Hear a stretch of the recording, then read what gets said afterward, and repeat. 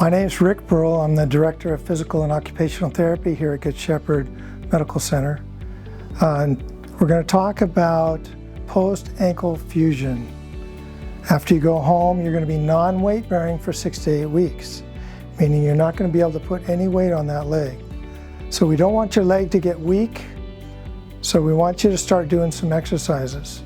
The first exercise we're going to do is just working on moving your toes. So we're going to have you flex and extend your toes back and forth. You'll be in a solid cast so you can move your toes. Next, we want to do some exercises for the knee. So we're going to put a pillow under your knee and have you extend the knee up and down, up and down. Okay? And then we're going to do that in sitting as well. So let's go ahead and sit on the edge. Kick your knee straight, up and down, up and down. Good.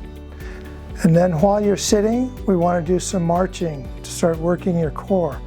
So we're going to march in place. Very good. Okay. The progression of that is to lie down.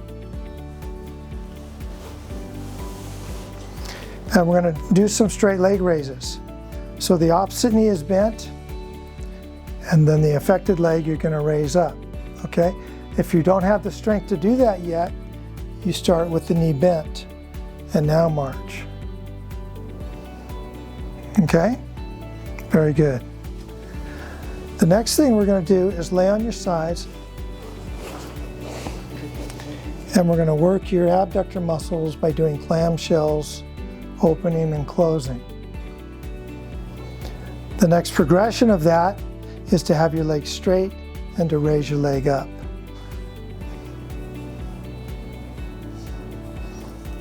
Okay, very good. Next, we're going to lay on your back, knees bent, and we're just going to have you reach up and touch your knees to activate your core muscles.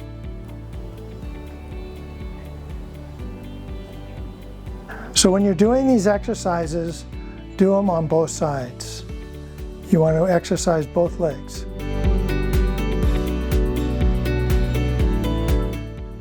Okay, now we're going to demonstrate using crutches on stairs, because you can't put any weight on the surgical site. So we're going to walk up to the stair, bring your foot right up to the stair. Okay, you're going to put your crutches on one side. So go ahead and put your crutches, both of them, on one side. Okay, hold on to the handrail, and now you're going to hop up onto the step. Move your crutches up and hop again, crutches up, hop again, crutches up, hop again. Okay, when you get to the top, you'd put both crutches, one on each side, and then you would go ahead and walk with your crutches, non-weight bearing, on the surgical side.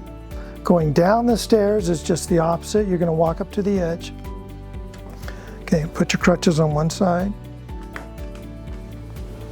Hold on to the handrail. Now you're going to put your crutches down first and step. Down, step, down, and step. Good. Okay?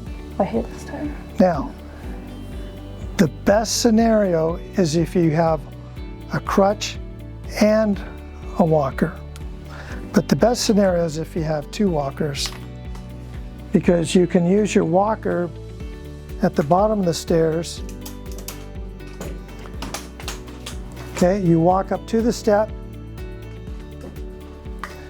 then you move the walker out of the way, and you use one crutch to go up the step.